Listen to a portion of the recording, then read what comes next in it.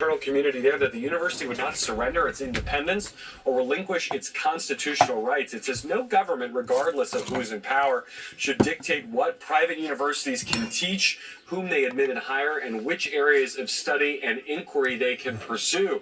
The university got a quick bit of backup from alumnus of its law school, former President Obama, who posted on X essentially defending Harvard for having set an example that he hopes other higher education institutions will follow, rejecting the administration's what he calls ham-handed attempts to stifle academic freedom. But Jose, this fight is far from over despite those penalties from the White House announced overnight. The president just posting while we were in commercial break about this on social media, suggesting that Harvard should lose its tax-exempt status and be taxed as a political entity rather than as a university going forward. Obviously, that could be a lengthy process, but it shows the degree to which the White House wants this fight with a symbol of elite culture and elite institutions around the country. Garrett, hey, thank you very much, my friend. Appreciate it. And joining us now, former DNC Chair Tom Perez. He is the co-chair of American Bridge 21st Century. And former Ohio Republican Governor John Kasich, an MSNBC political analyst. He is also the author of a new book, Heaven Help Us. So, John, let's start with you. The government demanding that Harvard share all hiring and admissions data for a federal audit, demanding they hire an external watchdog, which, quote, shall satisfy the federal government. Does the executive have this level of power and authority? Well, Jose, I think that the situation is this all started with the issue of anti-Semitism. In fact, there have been a number of big givers. In fact, one from my own hometown who's cut off all funding because Harvard, they're not sending any more money to them because of the anti-Semitism that they saw after the attack on the Israelis. I think the best way this gets handled is, one, for benefactors to decide whether they want to give, or parents who say, I don't want my son or daughter to go there, or students to say no. There are rules, by the way, when it comes to these grants that Congress has put into effect. So I'm not sure exactly what those are, but there have always been some strings attached. But this looks like this is far more aggressive. I would hope it would be limited to the anti-Semitism, not to go any deeper than that. But, going to see how this is going to play out. And this may end up in court, Jose. And Tom, in a letter, Harvard President Garber agreed that some demands aim to fight anti-Semitism, but he said the majority are about government control. Where do you think the line here is? Well, Jose, I spent the bulk of my career in federal service at the Justice Department, working under Republican and Democratic presidents. I oversaw investigations like this. If you are truly interested in understanding the truth and making sure that an institution is complying with all of its statutory requirements, this is what you should do. This is what Republican and Democratic presidents until now did. You send a letter addressing your concerns. You tell them that we are going to initiate an investigation. That investigation will be a search for the truth.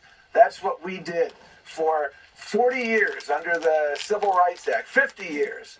That's not what they're doing here. What's taking place here amounts to political, blackmail of sorts. This is the ready, fire, aim approach. And Harvard may be able to, survive this. They do have resources. But I think about smaller universities that don't have the resources to counteract this. And that's what disturbs me and should disturb everyone. And what the president did this morning, another tweet, but what he didn't do was talk about, the fact that grocery prices are still going up. Eggs are exorbitant. People who luckily have a 401k, it's turned into a 201k. This whole issue is a distraction. Harvard has taken steps. Can they take more steps? Possibly. And they should always think about that. But what's going on here is not on the level. And so, Tom, just thinking about those 40 years of public service that you have under your belt, the letters that Justice Departments or presidents, through their executive authority, would send to institutions around our country, what were some of the concerns that those presidents had when they sent those letters? And was there any action taken by the universities that received those letters? Was there any change carried out because of a letter or a concern being sent to universities? Yeah, we worked frequently and collaboratively with not only universities but with other recipients of federal financial assistance. We worked with hospitals to make sure that they had programs and practices in place. So if someone was limited English proficient, they could come to the hospital and meaningfully access those services. In the higher ed setting, we worked on a host of issues relating to educational opportunity for everyone. And again, these investigations, 98% of them, we did them collaboratively. And we were genuinely, what we saw is the university was cooperative, and the reason they were cooperative is because they understood what we were doing was on the level. This just isn't on the level, Jose. This is unlike anything I've seen. And again, I started my first job in the Justice Department. Ronald Reagan was president. When I started there as a career civil servant, George Herbert Walker Bush was president. And they comported themselves so differently. The Reagan, Bush, Bush 2, Clinton, Obama, that paradigm was a paradigm that was able to effectuate change, but it was fair and it was on the level. This isn't on the level. John, what do you see as the political strategy behind this? Well, look, first of all, there is no question that there are increasing concerns about what's happening at our universities. You want them to be independent. That's the kind of intellectual independence that you want to see. But what I can tell you, Jose, I didn't see it in the state of Ohio with the legislature getting worked up, that students are in the classroom are getting shut down by professors. They're not being treated fairly. If you explain a different point of view, that you can be punished.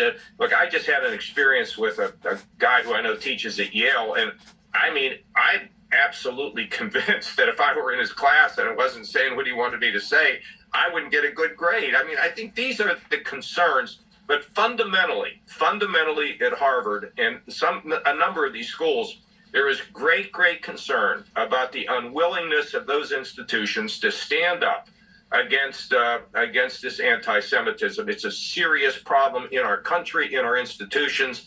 But look, this too shall find balance. I respect what Tom's saying with the fact that he's been in the middle of this, but there has to be a recognition that universities are now being told, look, we got to give students a chance to learn, and they ought to have an opportunity to express many different points of view. And if you don't do that, then there may not be the money for you that comes from the government. Former Labor Secretary Tom Perez and former Governor John Kasich, thank you both so very much. Next on MSNBC, tariff whiplash. New confusion about Trump's latest tariff moves as CEOs struggle to keep up. Plus, new details about the arson attack on the Pennsylvania governor's residence as the suspect appears in court for the first time. The governor and his family were home.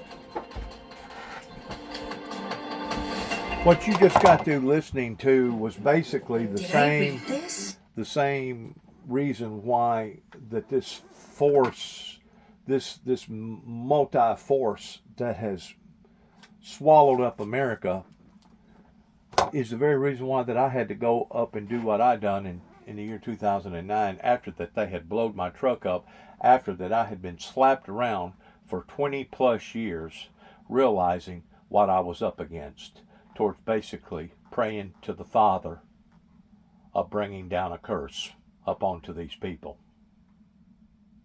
because of what that they was doing.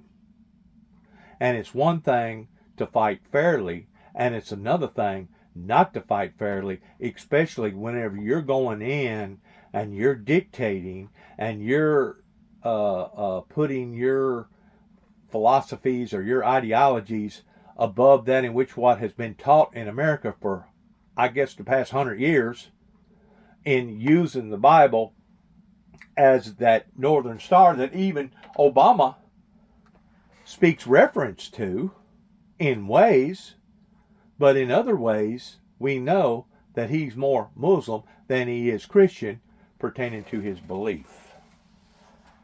But whenever it reached the point that they was slapping me around the way that they was slapping me around, and this was way before I come back to Tennessee. Keep in mind, I didn't come back to Northwest Tennessee until 2014. While I was out there going from state to state, from town to town, from coast to coast, there was all kinds of problems that was developing around my life, especially whenever I was up in the area around Land Between the Lakes. It was nothing more than a spiritual battle that was happening. I call them skirmishes. I had skirmishes in Kentucky, around LBL, Western Kentucky. I had a skirmish in Knoxville, Tennessee. I had a skirmish in Nashville, Tennessee. I had multiple skirmishes right here in Northwest Tennessee, and had a skirmish in Oklahoma City, Oklahoma, that led to another skirmish that happened to me in Atlanta, Georgia. So these skirmishes, these spiritual skirmishes that I was going through was all in the sense of a resistance movement of those that was against that in which what I was teaching, beginning at the universities. Now you keep in mind, Union City, Tennessee, over in Obion County, they had the same opportunity as Weakley County did in Martin, Tennessee, towards starting a college about the same time, and they turned it down. There had to have been a reason why that they turned it down. You know why I think they turned it down? Especially whenever you're talking about the student exchange student program, where you got various students that goes to different universities all over the world, is because it left a breach. And there are people seeing that it was going to be a breach in security. And we talk about all the time how that China stole this and China stole that and China done this and China done that towards not playing by the same set of rules, and which inevitably they're not. They should be, but they're not. But as far as them stealing ideals from us, we're giving them the ideals. Whenever you allow for their students in the student exchange program to come over here and witness and eyeball and understand the fundamentals of the American way towards getting all kinds of ideals and then taking them back home and then recreating the same thing and building it or creating it for a third of the price and then selling it to the American people back. You tell me what's going on pertaining to our universities. Our universities have done this to us, and finally we got a president that's in power right now that understands that the more of this goes on that brings hardship. Let's listen to this real quick. Ireland, and they're in lots of other places, China. And all I have to do is impose a tariff. The more, the faster they move in. The higher the tariff, it's inversely proportional. The higher the tariff, the faster they come.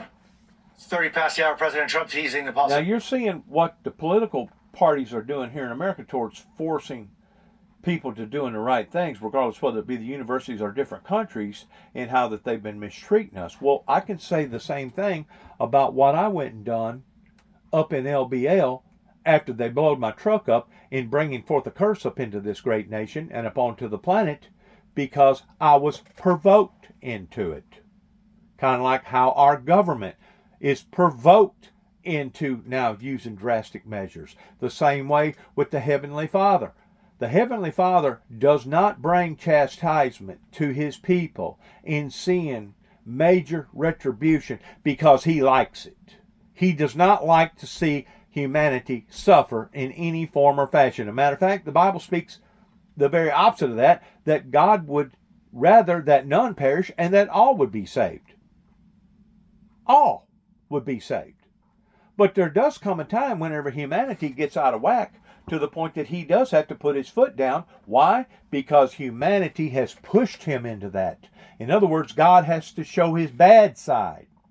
I didn't do the things that I done up in LBL because I wanted to do that. I done that because I was forced to do that, to the degree that if things would have happened on a equal footing, the way that it should have happened with the Reagans and the Bushes, I wouldn't have had to have done that.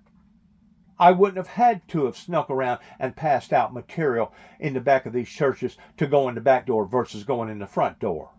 But because the people was objectionable to the message coming from the messenger, they made it as hard as they could on the messenger pertaining to seeing the destruction of an individual's life. They have brought this upon to themselves. And we got a president now that is smart enough to identify that the more ungodliness that goes on, the more of retribution falls upon to society because of the ungodliness. Even Europe discovered this probably in the 1500s and basically banned any type of cultural worship in witches and warlocks and worshiping open satanic worshiping, because they knew that this was what had brought bad luck into all of their lives. And it wasn't just punishing just the guilty, those that was participating in this activity, but it was also bringing bad luck to the good. In other words, it had fallen upon all the races. And until we realize that and identify that there's certain things that God just will not put up with, period. And if we think that he will, we're only deceiving ourselves. There was a reason why that God kicked Lucifer out of heaven to begin with. There was a confrontation there, a disagreement. Los Angeles, in San Pedro, one of the busiest areas in the world. What are you hearing about the tariffs, and what's the movement been like? Yeah, Jose. These tariffs have been placed upon to various countries because of the way that they have accepted or rejected or taken advantage of the American people. If the things that are being done right now got done 10 years ago, we would have already got over this hump, and possibly we could have resolved the problem pertaining to our international debt that's now $36+ trillion in debt.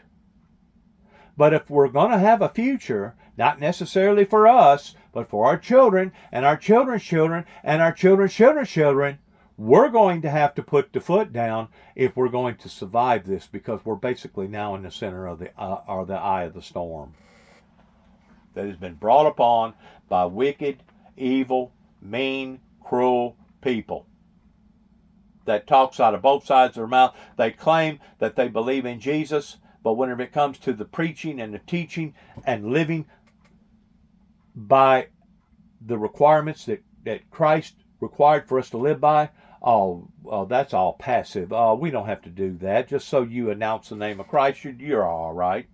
No, that ain't what the Bible says. That's what various false teachers and false prophets have taught. The fact of the matter is evil, regardless of how it disguises itself. It's still evil, and whenever evil invades the means of the many versus the means of the few, that's whenever you start seeing things change pertaining to the forces of nature, because God is not going to bless a group of people that are either playing games with him or that are satanic to begin with. He's not going to do it. He never has done it. Products, other cell phones. Look, I'm a very flexible person. I don't change my mind, but I'm flexible. And you have to be. You just can't have a wall and you'll only go. No, sometimes you have to go around it, under it, or above it. There'll be maybe things coming up. I speak to Tim Cook. I helped Tim Cook recently, and that whole business. I don't want to hurt anybody. How do you? Neither nor do I. I don't want to hurt anybody neither. To be quite honest with you, if the church sector, if the communities would have pulled together like they should have had in the late 80s, especially in 1989, whenever my son and I went on our first crusade, we wouldn't be having this conversation right now. We wouldn't be going through these hardships that we're going through right now.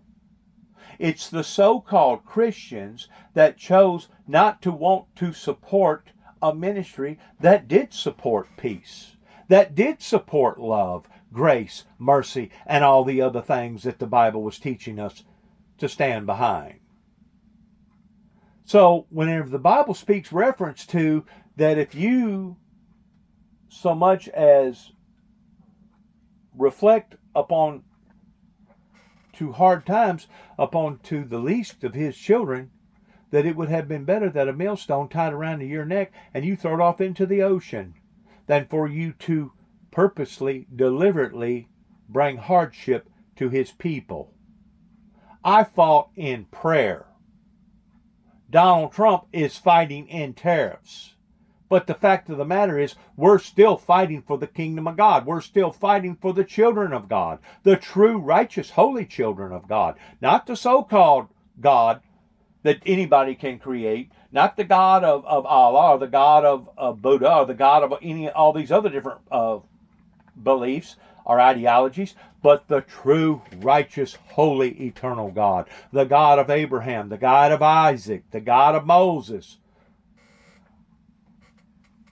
And to this day, I still don't have any type of positive recourse coming from the church communities around here in Northwest Tennessee. So what does that tell me? That tells me that they're still playing games with God. They're still playing games with themselves. They're still talking about peace out of one side of their mouths, but the other side is actually demonstrating something differently. And it's sad. It's sad in how barbaric and how heinous and how idiotic that these people have been blinded. And just because they have a head full of sense to be able to recognize different words and spell them correctly pertaining to these $100 words, that don't mean that you're smart. There's a difference between being wise and smart. The 3 wise men was not 3 smart men. They was wise men. They was wise for a reason. Joseph was a wise man. It was the Holy Spirit, an angel that come and spoke to him and said, this is what we're requiring for you to do, pertaining to the unnatural manifestation of Virgin Mary being pregnated by the Holy Spirit, that because if she does not have a husband, what that they will do to her? They will kill her. So please, we're asking you, Joseph, to be Virgin Mary's husband, which would make Joseph towards Jesus being Jesus' stepfather, not his real father.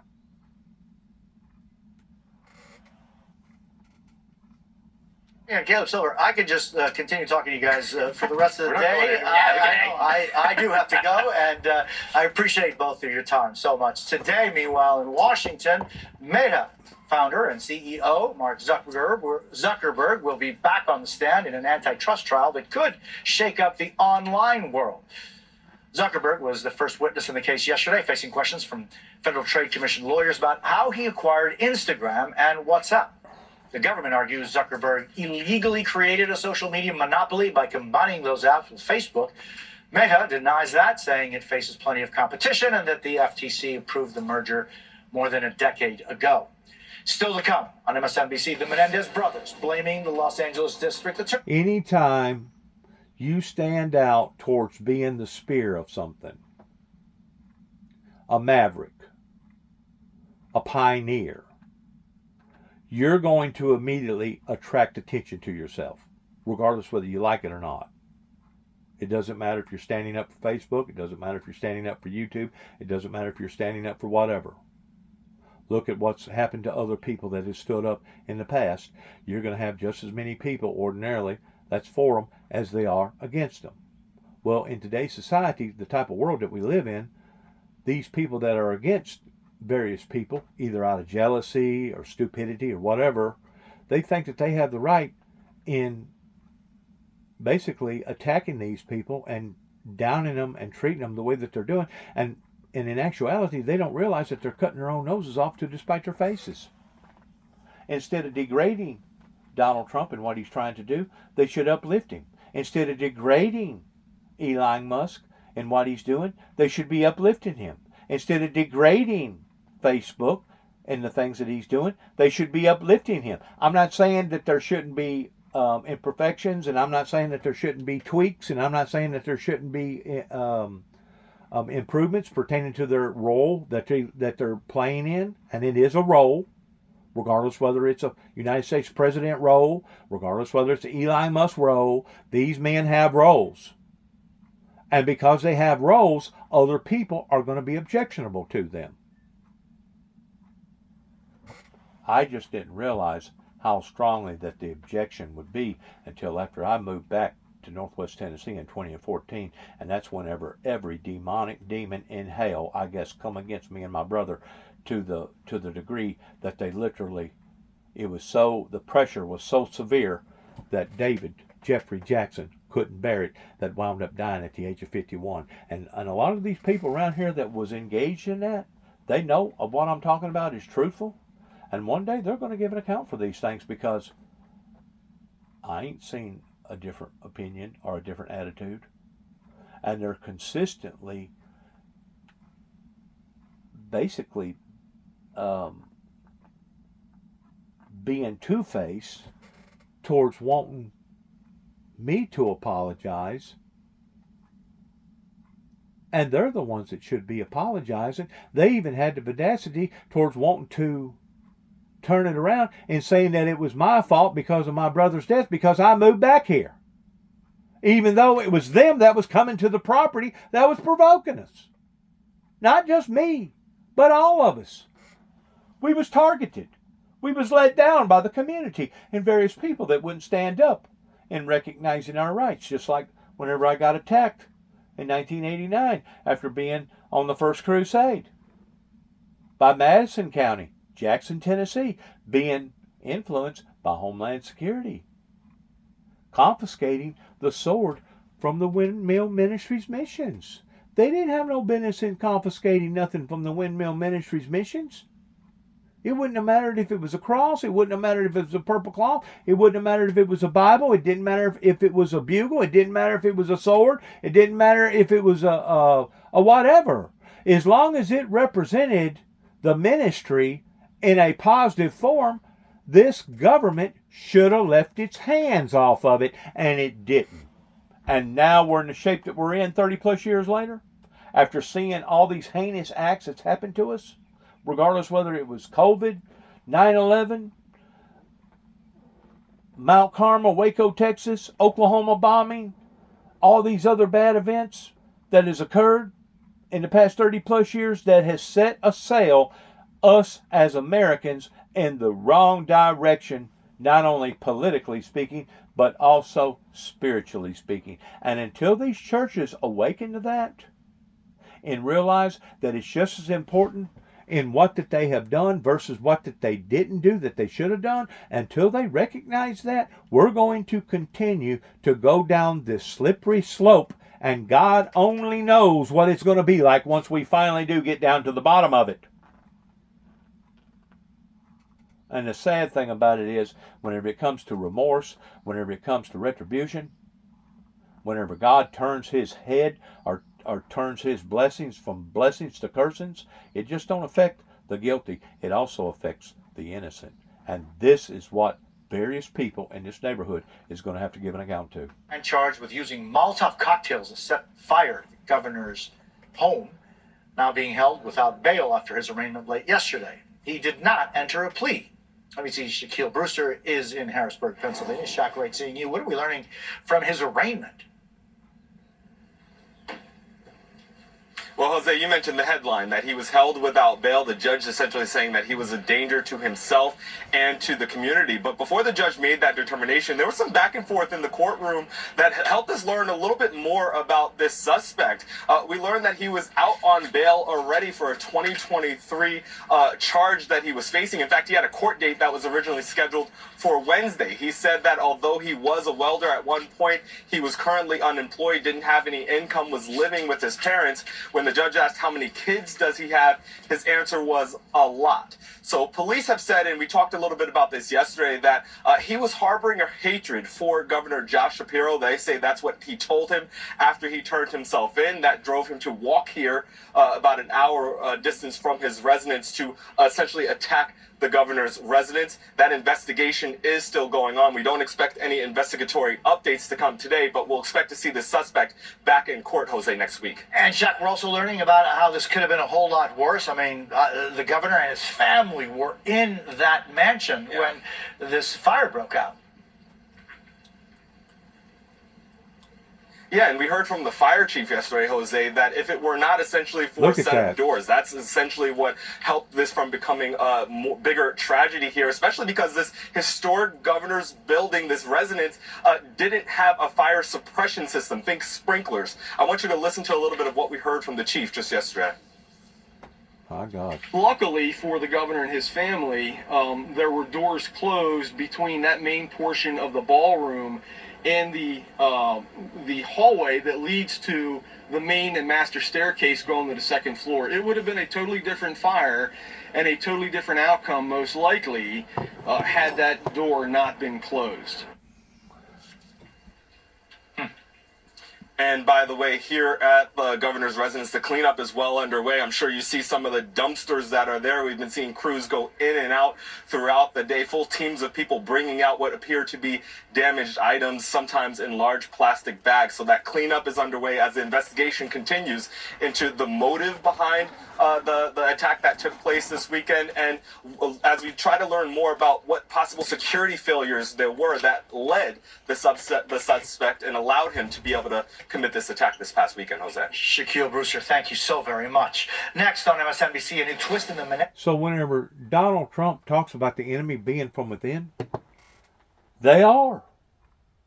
I mean, it's obvious that the tares are growing with the wheat. But what the tares are trying to do is dominate the wheat. The tares is trying to influence the wheat. The tares wants to destroy the wheat before it's time for the harvesters to come and harvest the wheat. They have become very gutsy in the past 30 plus years, ever since the Reagans and the Bushes went to the far left versus to the far right. And now we're all either seeing the consequences of it, or a great deal of us, most of us, is now paying for the consequences of it by seeing all the brutality, all the instability, seeing all the violence, seeing all the suicide, seeing all the overdoses, seeing all the illegal immigrants coming over here, seeing us being $36+ trillion in debt. We're seeing these things. We're seeing them. This isn't somebody's ideology. This isn't somebody's mind running wild as far as fantasizing. These are occurrences that's actually happening to us. Now, the next question is, okay, so we identify that these are the things that's occurring. Now, let's find out why they are occurring. When did America take the turn to the left versus the turn to the right? How come these things continue to keep bombarding us and keep getting worser and worser and worser?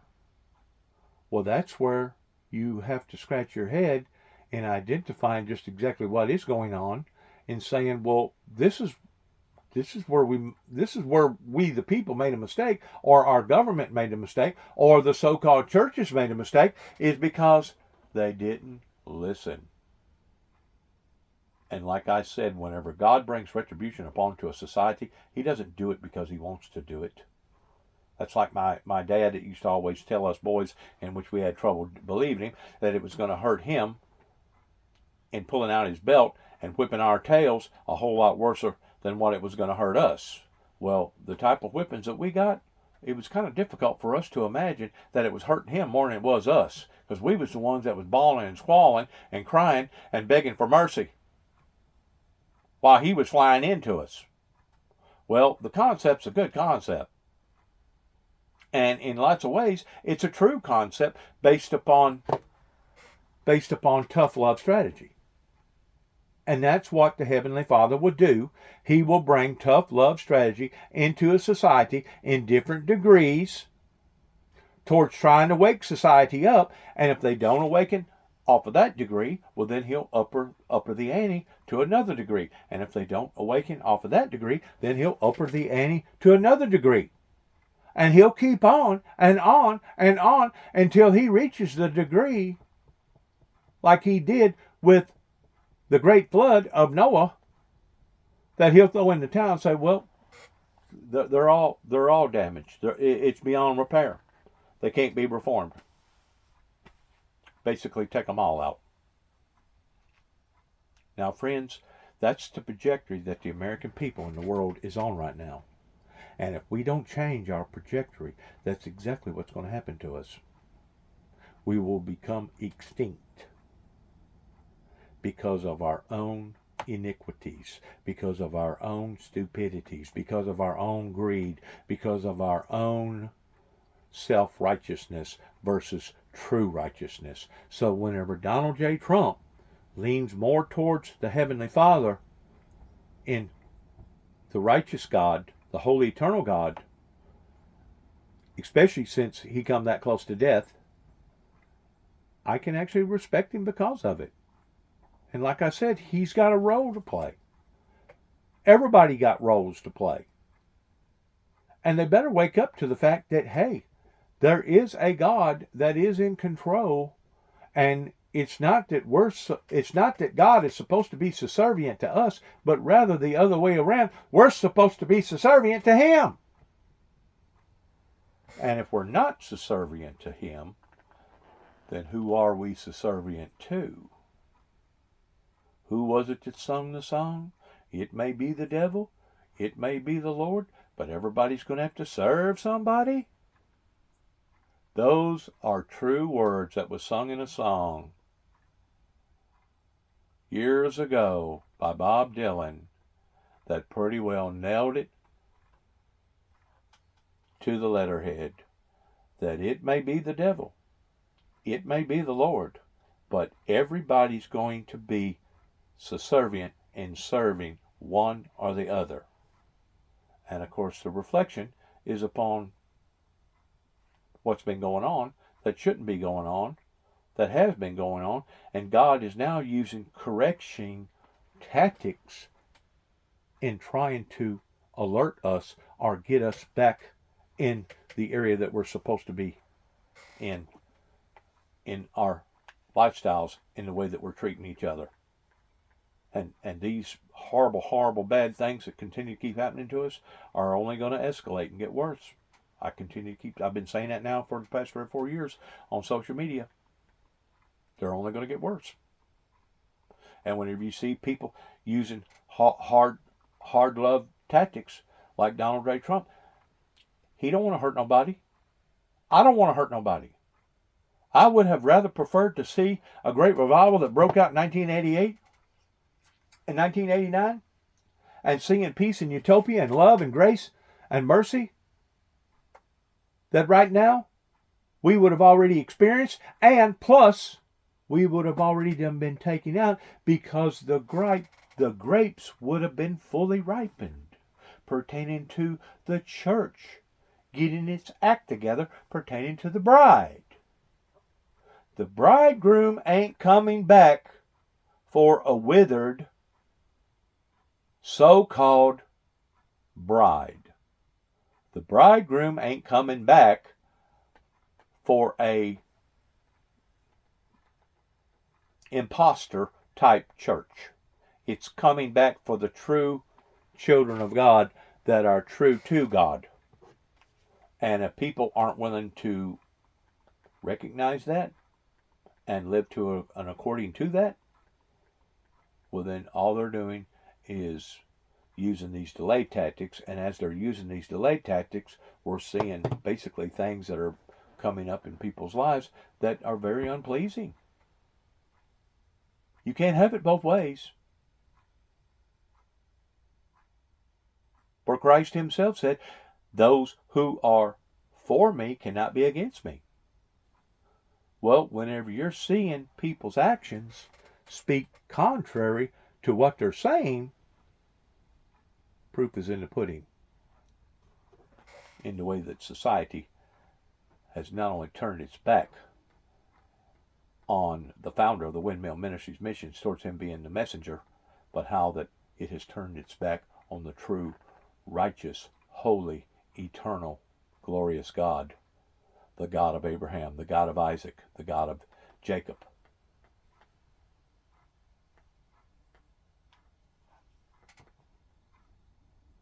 You'll only go, no, sometimes you have to go around it, under it, or above it.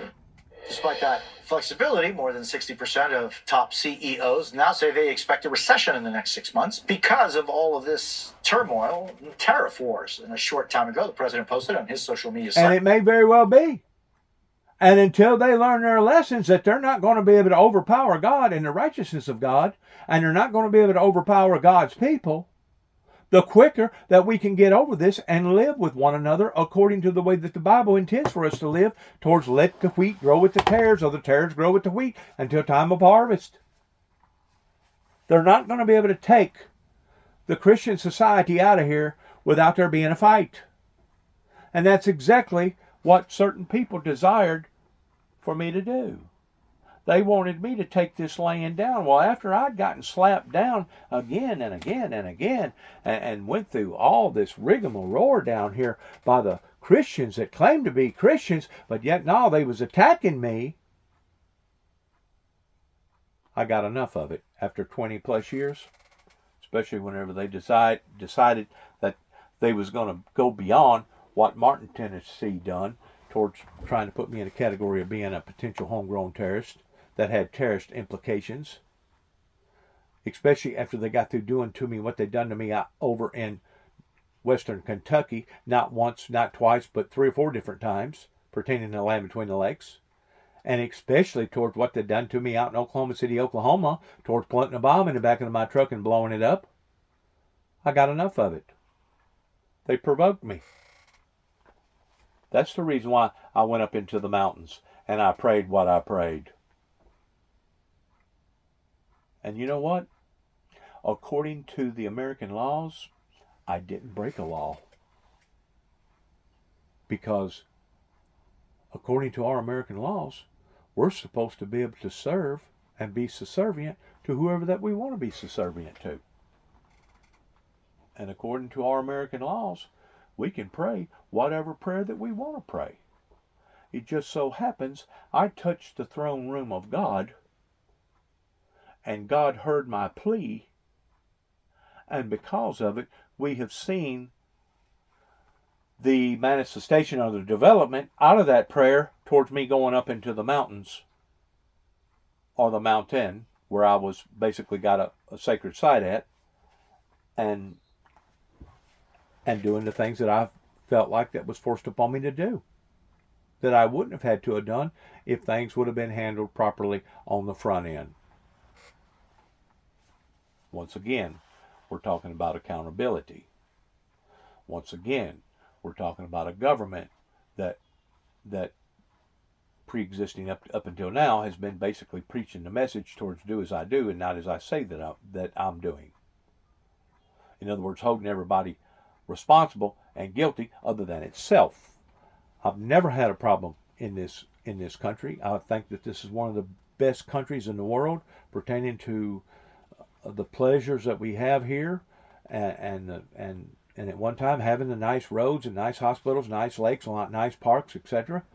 I've never been objectionable to America, because I know what America had to go through for America to become America. I know the consequences and the sacrifices that's ultimately been paid because of our freedom here in America.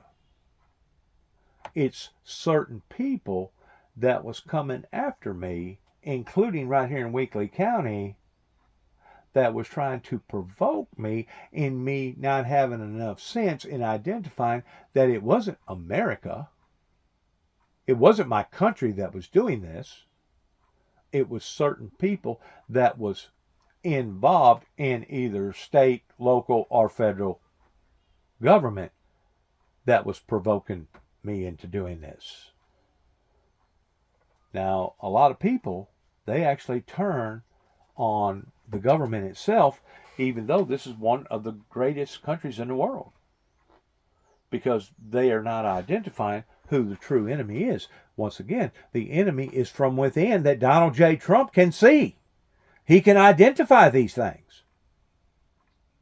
And because of it, it is forcing him to put his foot down in bringing these tariffs into society, that hopefully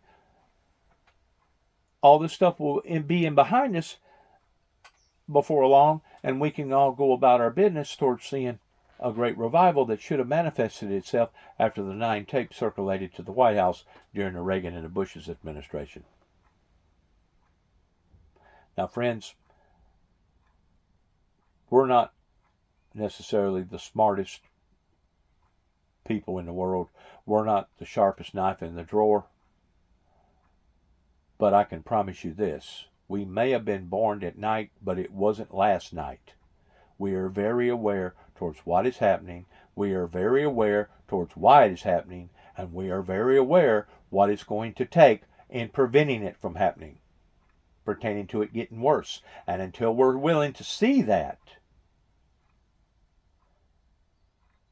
you're going to continue to hear me preach and harp and get on my stump. And you're going to continue to see people like Donald J. Trump that's trying to realign this great nation on a political scale. But I'm still saying that if you're not willing to go about doing this on the right level towards cleaning this from the inside out versus the outside in, you're still going to be beating a dead horse. It's going to take both.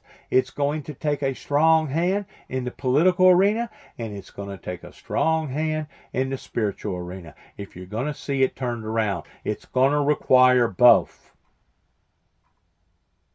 Kind of like Afghanistan. If we would have went over there with ministers, counselors, if we'd have went over there with missionaries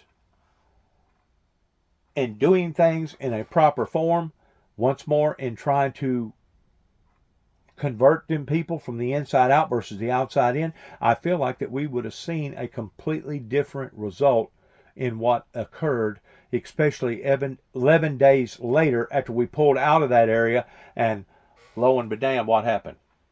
The people that we thought that we had converted, the people that we thought that we had reformed, retaliated and was willing to stab their own selves in the back.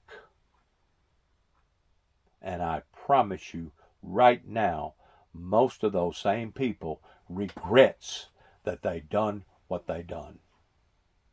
Because they not only was playing games with us, they not only was playing games with themselves, but they was playing games with God, and most importantly, they was playing games with the devil's people, and now they're back under the same subjectionable rule with the Taliban, the devil's people, as what they was before we ever went in there the first time in trying to reform them people. I hope and pray to God that some of this material is getting to the right people, towards getting to the right eyes and the right ears, towards them understanding what's going on, because if not, we're doomed. We're absolutely doomed, not just as a country pertaining to America, but we're going to be doomed as a planet. And I tend to wonder that that's exactly what certain people, even right here in the surrounding Northwest Tennessee area, desires and wants to happen. That way they won't have to be accountable in this life. But even though they may achieve towards not being accountable in this life, they're not going to achieve towards not being accountable in the life to come. Because once we stand in front of the big court, there's going to be some serious questions asked, and there better be some very serious answers answered correctly, because it could very well cost these mortals down here their very soul if they don't have the proper answer to the proper question from the proper, eternal, holy God. Now we're right here in the middle of the Holy Week, pretending to pass over. I can only pray that somebody somewhere out there will sense my sincerity in identifying the differences between right and wrong, and that they will pull to the right versus the left. And if not, my friends, there's nothing else that I can do. I can be a messenger. I can give out advisories. I can give out warnings. I can tell people what to expect. But if they're still not responding, then at that point in time, the guilt falls upon their heads and not to the messenger's head. Not to the messenger that foreseen and seen the enemy coming and raised the flag, blowed the trumpet. But nobody was willing to listen. Nobody was willing to hearken upon that in which what they was telling them. The U.S. will work to protect farmers during his trade war with China. Taking a quick check of the markets right now, the Dow's up about 150. Dow Jones has been pretty flat throughout the day, but it's up about 147 points. With us now is CNBC's Dominic Chu. Dom, good morning. What could all of these new tariff talks, this whole issue of pharmaceuticals and maybe microchips, could it mean for consumers? So what it'll likely mean, at least foreseeably so in the near to medium term, is higher prices. Now, we're already seeing, Jose, anecdotal evidence of some of the pain being felt at the small business level for one side of things. You mentioned, some of the issues that are happening with tariffs. There's also a lawsuit that's being brought against the Trump administration over what some small business owners allege is the circumventing of Congress when it comes to imposing tariff policy. So among the retailers that are party to that suit are those that import certain liquor and spirits products, sports fishing, tackle, and related gear. There's also plumbing and irrigation products companies here, educational products, cycling apparel. So some of these small business owners are trying to figure out if the costs of tariffs will be able to be passed along to those consumers, or if they have to think about possibly even shutting down operations in an extreme case. But higher prices need to be absorbed by somebody down the line. You also mentioned pharmaceuticals. There's a growing concern about what future potential tariff policy could look like for things like imported drugs, especially when it comes to branded versus generic medications. Now, for millions of Americans, viable generic drug alternatives are the primary way to keep monthly prescription costs in check. Earlier this morning, former FDA Commissioner Dr. Scott Gottlieb was on CNBC and spoke about a number of topics with regard to pharma and tariffs, including the notion that generic drugs could have some companies halting their production if they had higher tariffs put on them. So a lot of things to parse through here, Jose, for sure. And I mean, Dom, the vast amount, the majority of both, pharmaceuticals, generics are not made in the United States anymore. And that's the problem right now. So unless policy changes, and Jose, if you look at the tariff policies, the way that the administration is trying to market and sell them to the American public, it is trying to make sure that we bring production back to America. But in the meantime, if there is no other way to get those things done, there may have to be a period where those higher prices are definitely felt. You also mentioned, by the way, the technology side, Jose, just to kind of put a point on this. Computer chip tariffs themselves, I mean, we don't really consume, most Americans don't consume computer chips, right? We use them in things like televisions, computers, video game consoles. So the tariffs get put on those finished goods. We may even manufacture chips here in America, but they get assembled into computers, say in China, for instance, for example. And then those goods are then brought back to the U.S., so the tariffs are felt on the finished goods. So all of these dynamics are variables that many analysts are trying to figure out right now. Dominic Chu, thank you very much, my friend. Appreciate it. With us now to continue our conversation, Megan Hayes, former special assistant to President Biden and former director of message planning, and Mark Short, who served as chief of staff to former Vice President Pence, is now board chair of Advancing American Freedom. So, hey, Mark, I noticed that you recently posted, quote, "It's time to return to the deregulatory pro-growth policies of Trump 1.0 rather than the central planners of Trump 2.0. What did you mean by that?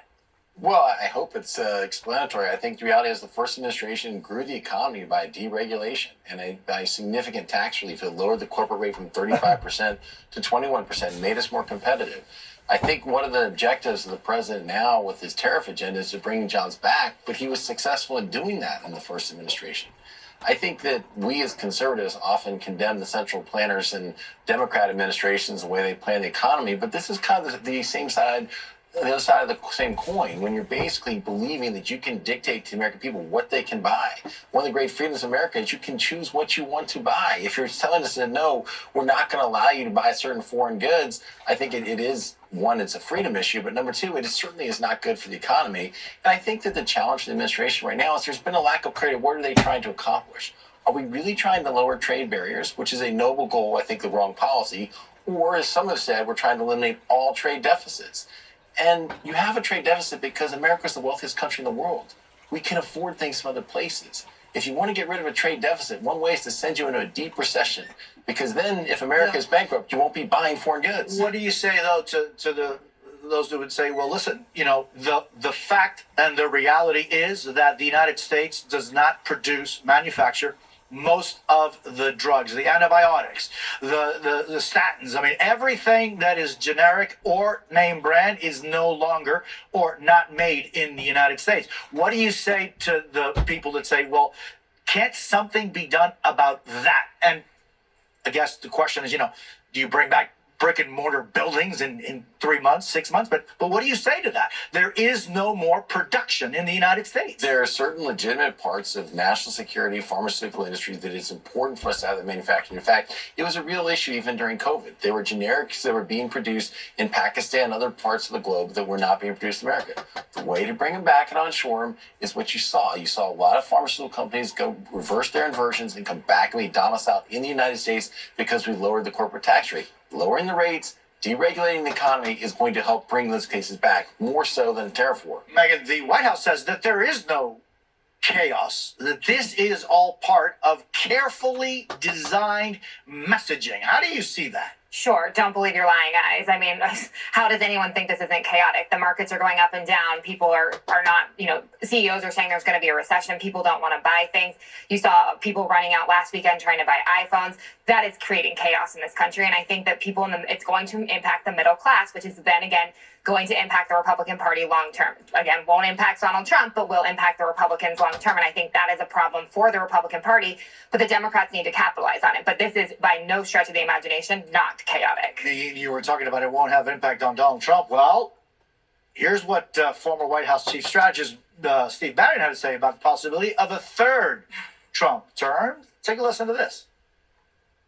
I haven't said we're going to amend the Constitution. We're working on 5 or 6 different alternatives that President Trump could run again and be president. And quite frankly, I think 4 or 5 of them are going to work. And I continue to say, as I told Bill Maher, on the afternoon of January 20th of 2029, Donald Trump's going to be president for his 3rd term. Megyn, any thoughts?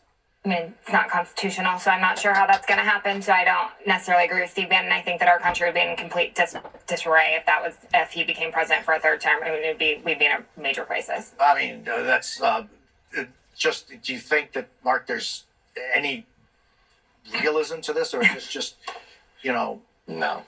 I think they would need to have a constitutional amendment. But he's saying there's other options. Yes, well, I mean, don't forget, Steve was also convicted of mail fraud for saying he's building a wall himself. So I wouldn't be surprised if Steve is also fundraising off of this notion, too. So, no, I don't think there'll be a 3rd term unless Republicans or Congress decides, American people decide to change the Constitution. Yeah, I want to ask you both about this issue of this Salvadoran migrant who was returned to El Salvador and sent to Secot, that high security prison in there.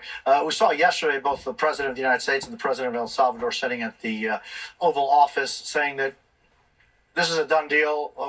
There's nothing we can do. How do you see that, Mark? I'm not very sympathetic to the individual speaking of, because he came to the United States in 2011 illegally. He avoided law enforcement for 8 years until he was apprehended in 2019 with many members of MS-13. I know people question if he was a member. He's arrested many members. He had multiple cases before immigration judges adjudicated, which is more due process than a lot of people get.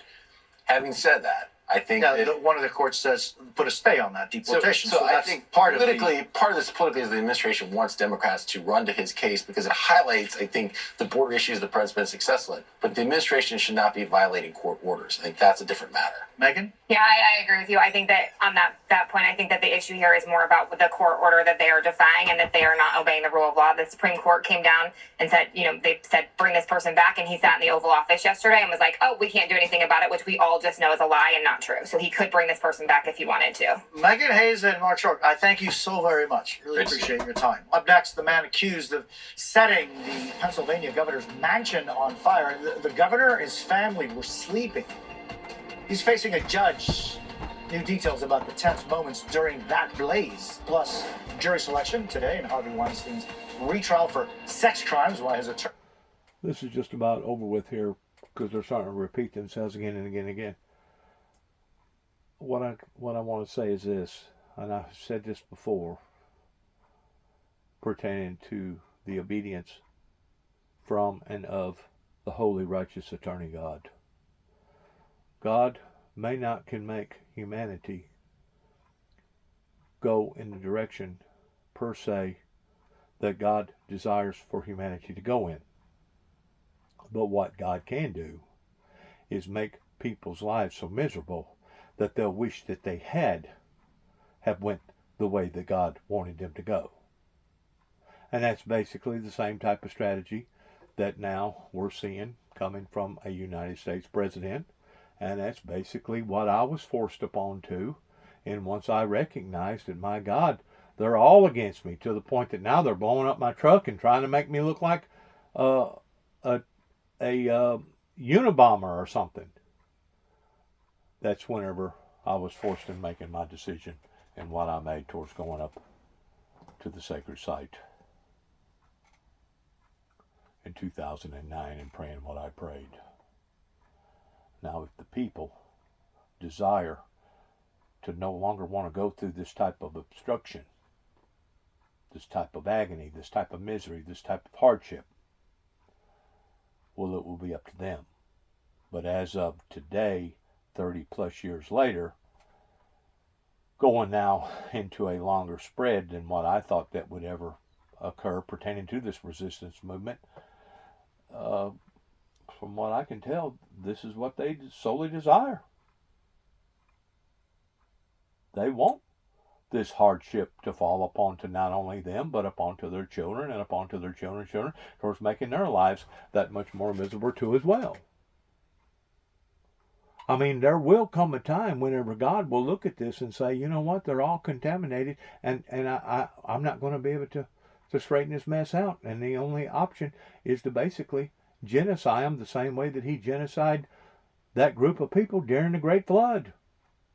Or genocide other groups of people in other cultures and other generations that we know that has occurred. Going back into the ice ages. It's no different. God does what he does out of love, not out of hate. Satan, the Luciferian Lucifer, knew that what they'd done in heaven towards defying the very law of order in heaven, that there was going to be consequences that they was going to have to face. To whom much is given, much is required. There's more required in the spirit world than it is the fleshly world pertaining to the world that we're living in now. But accountability is still there pertaining to order. And whenever things gets out of order is whenever we're supposed to be smart enough in identifying, well, where did it happen at? How come it happened? How can we correct it? Do we want to correct it? Maybe we like being where we're at towards nobody going forward and being $36 trillion in debt and seeing all these bad things that continue to keep happening to us again and again and again, towards us being bombarded. I know I don't like it. I don't like to see destruction fall upon humanity. I don't like to see people in agony. I don't like to see people's houses be burnt. I don't like to see people's houses get washed away. I don't like to see people dying of incurable diseases. I don't like to see people going backwards versus going forwards.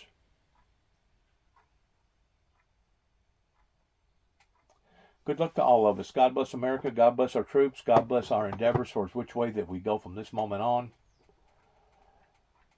towards true, godly justice. Heaven help us all. And God bless. Shalom.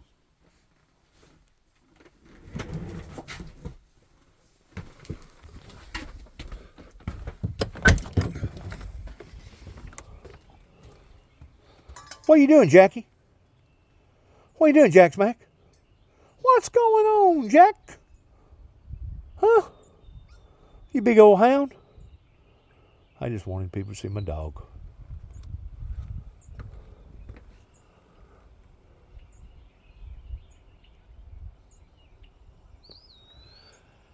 Look at the back of this field right here. I'm on the back side here. This is the reason why they call it a ridge up through here.